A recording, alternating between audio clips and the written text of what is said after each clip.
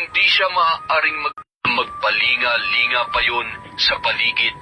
Napabuntong hininga na lamang si Nora sa pagkakabisto niya kay Cecil.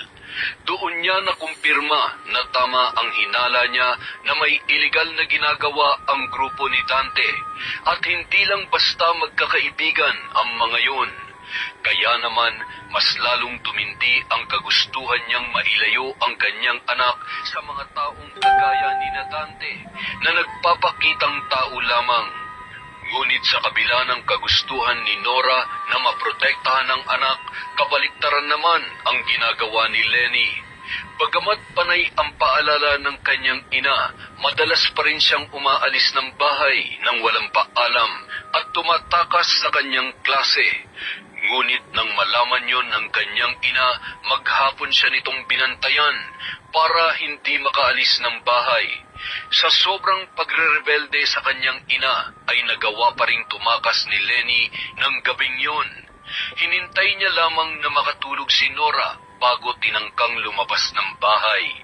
Patingkayad siyang naglakad patungo sa may pintuan at nang makarating doon, buong ingat naman niya yung binuksan sa takot na magising ang kanyang ina.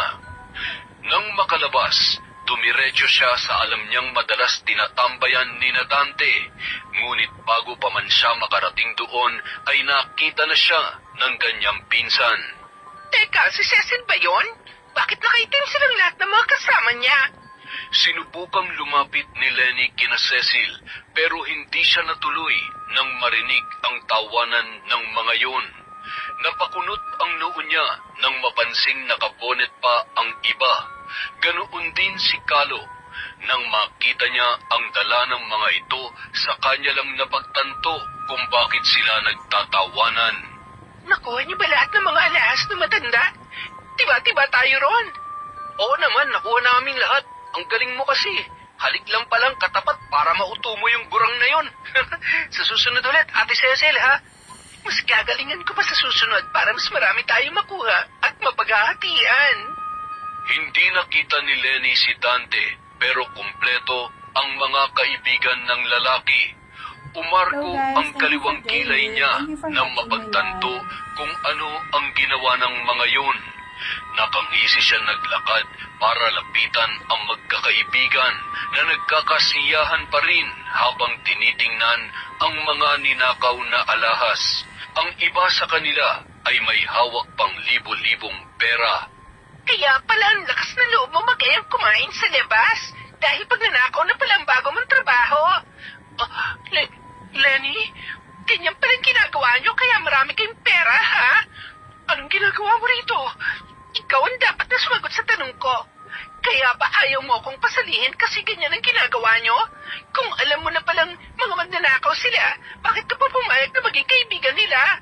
Uy, ang ingay mo. Kuya Randy, baka magsumbong yan. Talaga magsusumbong ako. Ire-report ko kayo, mga magnanakaw. Akala ko pa naman matitino kayo kaya gustong-gusto ko kayong maging kaibigan. Tapos malalaman ko ngayon na hindi naman pala kayo dapat hangaan. Dahil ang mga itinutulong nyo at ang mga perang tinatamasa nyo galing sa nakaw. Lenny, huwag ka maingay, please. Mapapahamak ka lang sa ginagawa mo. Bakit, ha? Anong gagawin niyo sa akin? Puputulan ka namin ng dila. Randy, baka Guys, naman pwedeng please pauwi na like lang and natin share. siya. Hindi naman siya magsasalita eh. Sinasabi niya lang na magsusumbong siya dahil sa galit niya sa akin. Anong dahil sa galit ko sa'yo? Magsusumbong ako dahil mali ang ginagawa niyo. Nananamantala kayo ng ibang tao. Siguro, hindi lang pagnanakaw ang ginagawa niyo, ano? Lenny, huwag ka na magsalita. Mapapahamak ka lang. Ngunit sa kabila ng mga paalala at pakiusap ni Cecil, nagpatuloy pa rin sa pagbabanta ang dalagita. Hindi yun nagustuhan ni Randy kaya kinausap nito ang kanyang mga kasama na sapilitang isama ang dalaga sa kanilang hideout. Tinutulan yun ni Cecil at pinigilan ang mga kaibigan niya, pero ni isa sa mga yun ay walang nakinig sa kanya kaya wala na siyang nagawa pa. Napaiyak na lamang si Cecil nang busalan ang bibig ng kanyang pinsan habang isinasakay sa tricycle patungo sa kanilang hideout. Pagdating nila roon, kaagad na ring dumating si Dante na siyang kakausap kay Lenny. Sinubukan nilang kumbinsihin ang dalaga na makipagkaibigan na lamang sa kanila at wag na magsalita, pero nanindigan yon na mali ang kanilang ginagawa. Nang magmatigas pa si Lenny, hindi inaasahan ni Cecil ang mga sumunod na nangyari. Nang gabi ring yun, pinagsamantalahan ng buong barkada ang walang kalaban-laban na dalaga. Halos magwala si Cecil sa kanyang pagmamakaawa para sa pinsan, ngunit hindi siya pinakinggan ng kanyang mga kaibigan. Kailangan daw gawin yun para matakot at hindi na magsalita pa si Lenny. Pinilahan ng 5 magkakaibigan na pawang mga lalaki ang kaisa-isang anak ni Nora.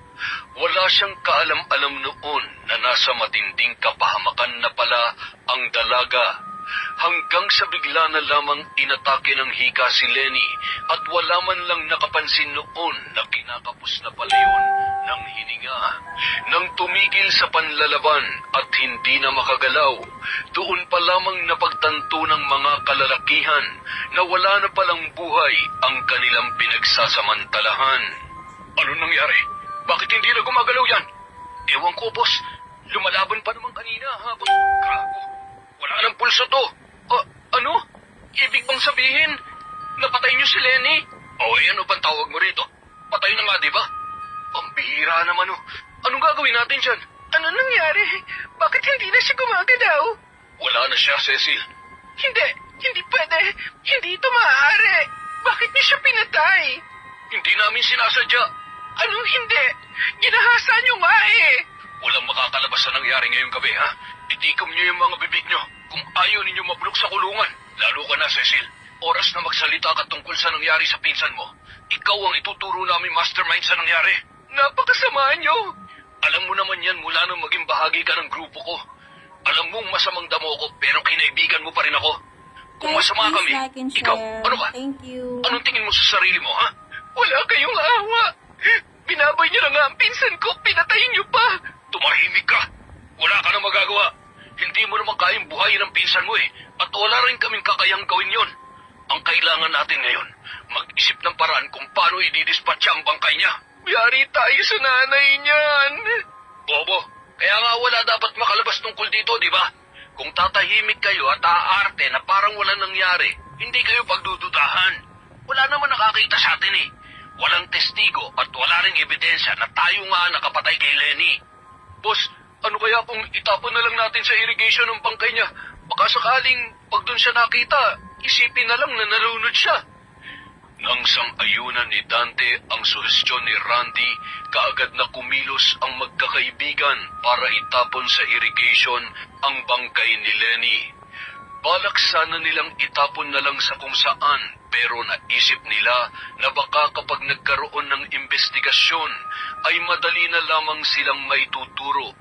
Malaki kasi ang posibilidad na may makakita pa sa kanila.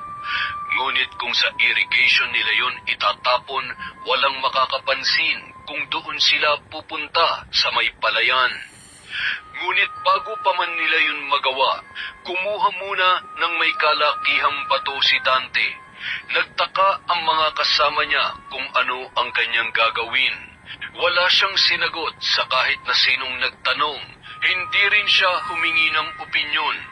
Walang sabi-sabi niyang nilapitan ang nakahandusay na katawan ni Lenny at walang pangingiming pinukpok ng bato sa ulo hanggang sa halos madurog na ang muka ng dalaga. Napasinghap na lamang ang mga kasama niya sa kanyang ginawa ng mga sandaling yun. Nang buhatin ng mga kaibigan niya ang bangkay, ipinasama na rin niya ang bato para itapon sa irrigation. Kinabukasan, nang magising si Nora ay kaagad niyang kinatok ang anak sa kabilang kwarto. Batid niyang nagtatampo pa rin ang dalagita kaya balak sana niyang suyuin at ipagluto na lamang ng masarap na almusal para makabawi. Ngunit nakakailang katok na siya ay wala pa ring sumasagot. Anak, nagtatampo ka pa rin ba kay nanay? Pasensya ka na talaga kung hindi kita pinayagang umalis kahapon. Kailangan lang kitang protektahan. Ngunit nananatiling walang sagot ang kanyang anak. Kaya naman nagdesisyon na siyang buksan ang pintuan sa pag-aakalang natutulog pa yon. At nang tuluyan niya nang maitulak ang pinto, ganoon na lamang ang pagkagulat ni Nora nang mapagtantong wala pala roon ang kanyang anak. Hinanap niya yon sa loob ng banyo at sa labas ng bahay, pero hindi niya yon mahagilap. Pasado alas 11 na ng tanghali, pero wala pa ring Lenny na nagpapakita kay Nora. Pero dahil naisip niyang baka nasa barkada lang ang anak, ay bahagya pa siyang napanatag. Hindi naman yun ang unang beses na tinakasan siya ni Lenny. Ang ipinagtataka niya lang, maaga siyang nagigising. Kaya kung umalis man si Lenny, tiyak na madilim pa nang lisanin nito ang kanilang bahay. Nasaan na kaya ang batang yon? Anong oras na? Hindi pa rin siya umuwi. Parang kinakabahan na tuloy ako. At doon na nga nagsimulang makaramdam ng kaba ang ginang. Lalo na noong pumatak na ang alas 4 ng hapon na hindi pa rin nagpapakita ang kanyang anak. Dahil doon, nagpasya na siyang magtanong-tanong. Ngunit lahat ng kanyang napagtanungan ay wala ring alam dahil hindi naman daw nila nakita si Lenny. Hanggang sa maisip niya ang pamangking si Cecil, hindi na siya nag-aksaya pa ng panahon at pinuntahan ang dalaga. Hello guys, Kaagad please siyang like and nagtungo share. sa Thank bahay you. nito para makausap ang kanyang pamangkin. Chang, kayo po pala. Kanina pa po ba kayo rito? Pasensya na po Napasarap po kasi ang tulog ko. Medyo puyat eh. Nagkita ba kayo ng anak ko? Po? Naku, hindi po, Chang. Galit pa po si Lenny sa akin kaya imposibleng puntahan niya ako. Pinagpawalan ko siyang umalis ng bahay kahapon. Akala ko, natutulog lang siya sa kwarto niya matapos ko siyang dalhan ng hapunan. Pero pagsilip ko kaninang umaga, wala siya roon. Maaga akong nagigising, Cecil. Alas 5 pa lang ng umaga gising na ako. Kaya nagulat ako dahil wala roon ang anak ko. Kung aalis man siya, siguradong gabi o madaling araw siya tumakas. Wala naman akong kilala na pwede niyang puntahan kundi ikaw. Nagkakamali po kayo, Chang. Marami pong kaibigan si Lenny kaya hindi lang po akong pwede niyang puntahan. Kung gusto niyo, magtanong-tanong kayo sa mga kaklase niya. Huwag po kayo mag-alala. Tutulong po ako mamaya. Babawi lang ako ng tulog tsaka tutulong muna rito sa bahay bago ako umalis. Cecil, huwag na tayo maglokohan. Sabihin mo na sa akin ang totoo. Nasaan ang anak ko? Kung itinatago mo man siya, alam mong hindi yun pwede. Dahil nasa bahay ang mga vitamins niya. Pati inhaler niya nasa bahay rin. Baka bigla na lang siyang atakihin ng hika. Ayos ka lang ba? Ayos lang po ako. Bakit parang namumutla ka? Kulang lang po ako sa tulog, Chang. Kaya nga po sabi ko, matutulog muna ako. Basta mamaya, tutulong ho ako sa inyo sa paghanap sa pinsan ko. Pero sa ngayon, kailangan ko lang po muna magpahinga. Wala nang maisip na palusot si Cecil sa ina ni Lenny, kaya wala na siyang nagawa kundi ang magpaalam na lamang na babalik na sa pagtulog. Ngunit ang totoo, magdamag siyang gising dahil hindi niya magawang ipikit ang kanyang mga mata habang inaalala kung paano isa-isang pinagsamantalahan ng mga kaibigan niya ang kanyang pinsan. Kung nandiri siya sa kanyang sarili nung pinagpasasaan siya ni Dante at Randy, di hamak na masigit pa ron ang dinanas ni Lenny. Nagdilit ang kanyang mga luha nang maalala rin kung paano naging isang malamig na bangkay ang dati madalas niyang napagsasabihan ng kanyang mga hinaing sa buhay, problema at tungkol sa mga lalaking hinahangaan niya. Naging matalik na kaibigan niya si Lenny sa kabila ng agwat ng kanilang edad. Patawarin mo ko kung nagsinungaling ako sa nanay mo, Lenny. Ayoko mapahamak ang pamilya ko. At ayoko rin makulong. Doon lamang napagtanto ni Cecil na tama nga si Dante. Mas makakatulong sa kanya kung aakto na lamang siya na parang walang nangyari at wala talaga siyang alam tungkol sa sinapit ni Lenny. Ngunit makalipas ang ilang Hello araw, guys, please like and bigla na share. lamang umugong ang balita tungkol sa natagpuang bangkay ng isang babae na nakalutang sa irrigation. Sumabit daw sa tulay na kawayan ang katawan nito kaya hindi na inanod pababa. Kaagad na pumasok sa isip niya si Nora na halos hindi na makatulog sa kahahanap sa anak.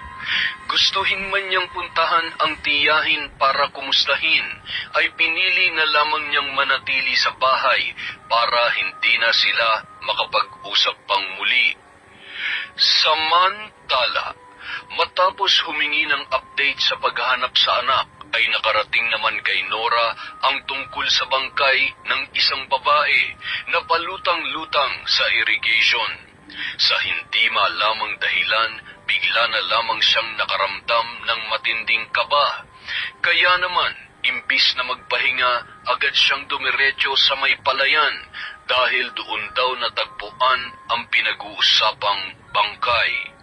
Bagamat halos madurog na ang muka at puro sugat na rin ang lumobong katawan, malinaw kay Nora kung sino ang bangkay na natagpuan sa nasabing lugar. Nanginig ang katawan niya at hindi kaagad nakapagsalita. Hindi na rin nagawa pang tumulo ng kanyang mga luha dahil sa matinding pagkamanhid sa nakita. Oh, ang anak ko! Anak ko yan! Diyos ko! Anong nangyari kay Lenny? Bakit ganito ang sinapit niya? Umingay ang bulong-bulungan sa paligid. Nagkaroon ng kanya-kanyang haka-haka ang mga nakikiusyoso sa nangyari. Ngunit wala roon Hello, ng guys. atensyon Don't forget ng to like isang and share. inang naulila. Hindi niya inalintana ang masangsang na amoy ng naaagnas na bangkay. Masyadong masakit para sa kanya ang sinapit ng kaisa-isa niyang anak. Matapos ang isinagawang otopsiya, doon lamang nalaman ni Nora na hindi pagkalunod ang naging sanhi ng pagkamatay ni Lenny. Malaki raw ang posibilidad na wala ng buhay ang dalaga nang mapunta ang katawan sa irrigation.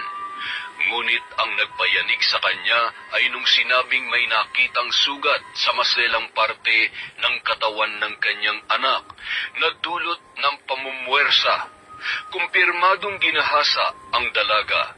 Ngunit hindi matukoy kung isa lamang na lalaki ang gumawa noon sa kanya. Mahirap na raw kasing matukoy yon kapag ilang araw na sa tubig ang bangkay at halos nabubulok na. Halos magwala sa kakaiyak si Nora. Gusto niyang maglupasay sa tindi ng sakit na nararamdaman, dala ng sinapit ng kanyang anak. Ginawa niya naman ang lahat para maprotektahan si Lenny. Ginawa niya lahat ng makabubuti para sa kaisa-isa na lamang niyang pamilya. Ngunit lahat ng yun ay nawalan ng silbi dahil sa sinumang gumawa noon kay Lenny. Sa kabila ng matinding pagluluksa, sinubukan pa rin ni Nora na patatagin ang kanyang sarili. Inisip na lamang niyang kailangan pa rin niyang maging malakas para hanapin kung sino ang salarin sa pagkamatay ng kanyang anak. Hindi siya titigil hanggat hindi nabibigyan ng hustisya si Lenny. Chang, nakikiramay ho ako. Pasensya na kayo kung ngayon lang ako nakapunta. Marami kasi akong inaasikaso sa... Baka naman marami kang ninakawan. Kaya hindi mo na naalala ang anak ko. Chang, alam niya naman kailangan ko rin ng pera, hindi ba? Wala ka ba talagang alam sa nangyari sa anak ko?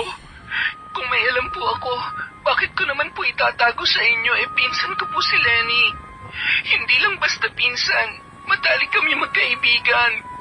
Ewan ko. Ibang pakiramdam ko rito eh. Sige, kung talagang wala kang kinalaman, paniniwalaan kita sa ngayon. Pero oras na makahanap ako ng patunay na may kinalaman ka nga, hindi mo magugustuhan kung paano ako magalit. Magkadugo pa rin tayo, Chan. Kaya imposible ang sinasabi niyo. Mahal na mahal ko rin si Lenny. Kaya nga ho gusto kong makipag-ayos sa kanya eh. Hindi lang ako makahanap ng magandang tiyempo tapos sinabihan niyo pa ako na layuan na siya. Bakit ba hindi mo na lamang sabihin sa akin ang totoo? Nung umalis ng bahay ang anak ko, Next wala week. naman talaga siyang ibang pupuntahan Ano kundi ba ikaw. Bakit po ba pinipilit niyo may alam ako? Hindi niyo ba naiisip na baka nasasakal na sa inyong anak niyo kaya nagpakalunod na lang siya sa irrigation? Hindi siya nalunod. Sinadyang itapon doon ang bangkay niya. Ginahasa pa siya bago siya namatay, Cecil. Napakahayop ng taong gumawa noon sa kanya. Kung sino man yon, hindi ko siya mapapatawad. Next. Kung maaari ako mismong papatay sa taong yon, at wala akong ititira sa mga kasabot niya. Double chain. Kahit ano pang bantahan gawin niyo sa akin, wala talaga akong alam sa sinasabi niyo, kaya please lang, Chang. Hindi ako nandito para husgahan niyo. Nandito ako para makipaglamay at masamahan ko ang pinsan ko. Kahit sa mga huling gabi na lamang ng lamay niya. Hindi kita pagbabawalan. Alang-alang na rin sa pinagsamahan niyo magpinsan. Pero oras na may malaman ako, kilala mo ako, Cecil. Hindi na lamang ako magsasalita pa.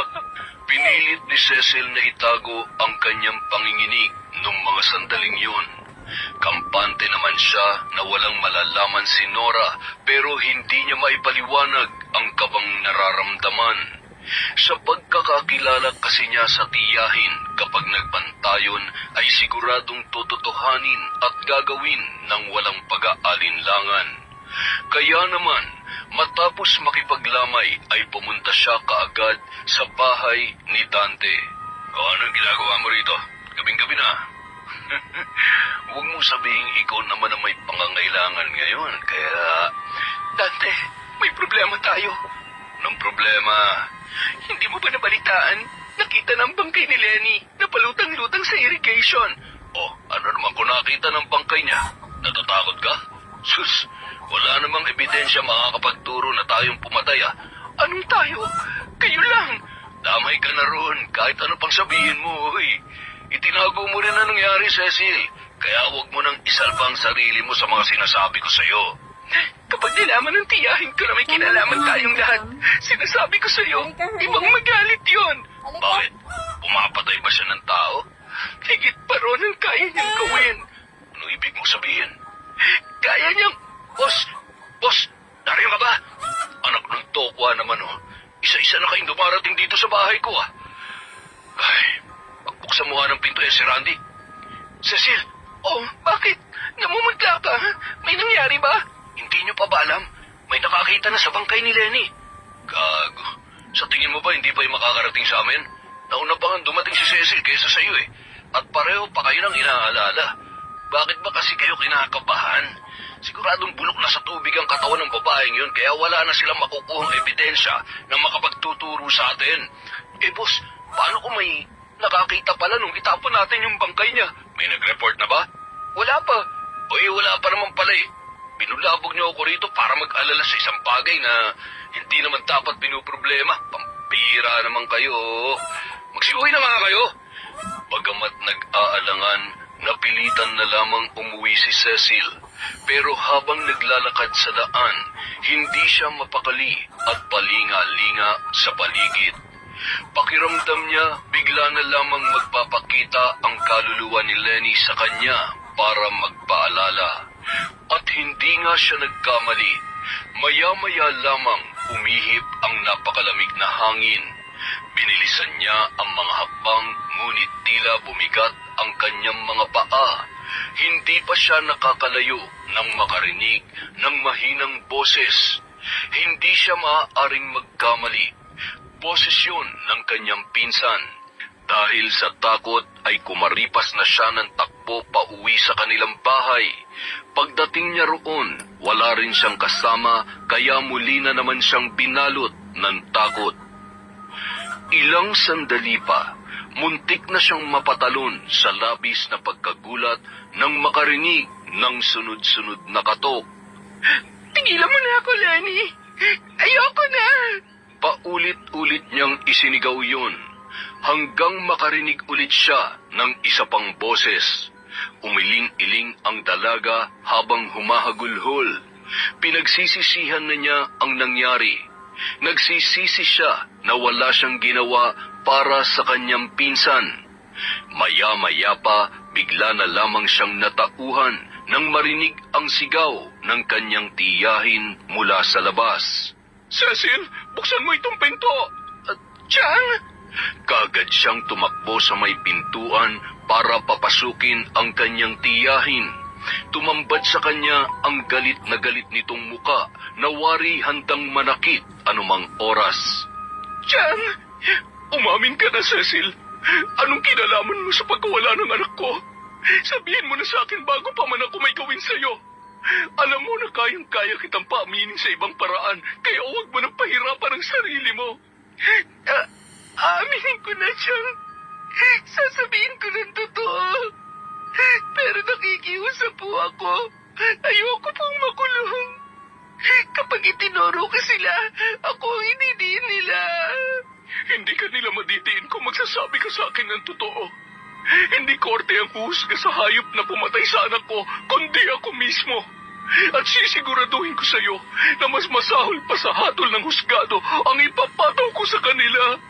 Chang, nung tumakas po kasi si Lenny sa inyo, nakita niya kami. Kagagaling lang namin sa pagnanakaw.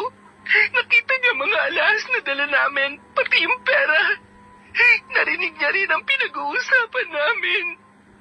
Natakot ang mga kasamaan ko na magsusumbong si Lenny dahil nagbabanta siya sa amin. Magsusumbong daw siya sa mga pulis dahil mga magnanakaw daw kami. Anong ginawa niyo sa kanya? Tiyang, pinigilan ko po sila. Sinubukan kong iligtas si Lenny pero inilayo nila sa akin ang pinsan ko. Dinala siya sa hideout para turuan ng leksyon. Ginahasa siya ng mga kaibigan ko. Lahat sila, pati si Dante. Pinagpasapasahan nila si Lenny. Pero habang pinagsasamantalaan siya ni Randy, hindi niya namalaya na hindi na pala humihinga si Lenny. Nalaman nilang nila nung hindi na siya nagalaw. Hindi namin alam kung ano ikinamatay niya pero ang duda ko, baka inatake siya ng higa habang hinahalay siya ng mga kasama ko, Chang. Hayop! At wala ka man lamang nagawa. Hindi mo sila pinigilan. Ginawa ko yan, Chang. Ginawa ko lahat na makakaya ko. Pero tinakot nila ako. Noong una pa lang, ginawa na rin nila sa akin yun. Ginahasa rin nila ako kaya ako ang natanggap sa grupo nila. At ginamit pa nila ako sa pagnanakaw. Inaakit ko ang pagnanakawan namin. Kapag tumanggi ako, babalikan nilang pamilya ko. Gagalawin nilang kapatid ko, kaya ginawa ko na lang ang gusto nila. Mga hayop! Hindi na sila naawa sa anak ko. Menor de edad pa lamang si Lenny, Cecil. Hindi pa siya nakakatapos ng pag-aaral. Nagsisimula pa lamang siya sa kolehiyo. Patawarin niyo po ako, Chang. Patawarin niyo ako kung wala akong nagawa para iligtas siya. Natakot din po ako para sa sarili kong buhay at sa mga kapatid ko. Sa pagkakakilala ko sa kanila, sigurado akong kayang-kaya nilang gawin ang mga ipinagbanta nila sa akin. Hindi ako papayag na walang mananagot sa nangyari kay Lenny. Ibigay mo sa akin ang pangalan ng lahat ng mga kaibigan mo na bumaboy sa anak ko. Sisiguruhin kong pagdurusahan nila ang lahat.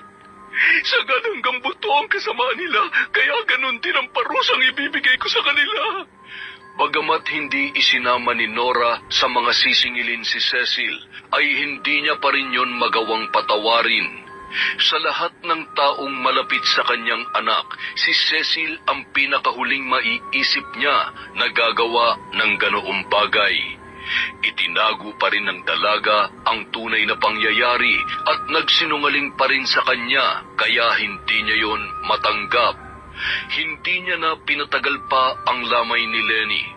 Nangutang siya at humingi ng tulong sa iba pa nilang kaanak para mabigyan ng maayos na libing ang anak sa isang pribadong sementeryo. Sa mismong araw ng libing, bago pa man tabunan ang kabaong na kinalalagyan ng taong inalagaan at minahal niya sa loob ng maraming taon, tahimik siyang nagsagawa ng isang ritual. Bumubuka ang kanyang bibig, ngunit walang tinig na lumalabas mula roon. Ngunit sa isip niya ay ang matinding paghihiganti para sa 5 taong lumapastangan sa kaisa-isa niyang kayamanan. Makalipas ang ilang araw, nagulat na lamang si Dante nang mabalitaan ang pagkawala ng isa sa kanyang mga kaibigan. Si Erwin, ang kaibigan niyang yun, ang sumunod sa kanya sa panggagahasa kay Lenny nang gabing mamatay ang dalaga.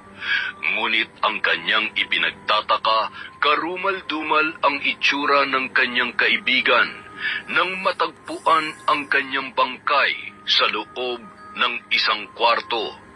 Ngunit bago pa man daw yun, ilang araw na yung nagsasalita ng mag-isa na parang may ibang nakikita. Dagdag pa ang mga pasa sa katawan na parami ng parami habang lumilipas ang oras. Gayun din ang pagtubo ng mga bukol sa kanyang katawan na kalaunan ay pumuputok at nagiging malalaking sugat na may masangsang na amoy. Masyado raw malansa yun. Sa pangalawang araw pa lamang mula nang pumutok ang mga bukol at naging sugat, kaagad na nabulok ang lamang kinakapitan noon.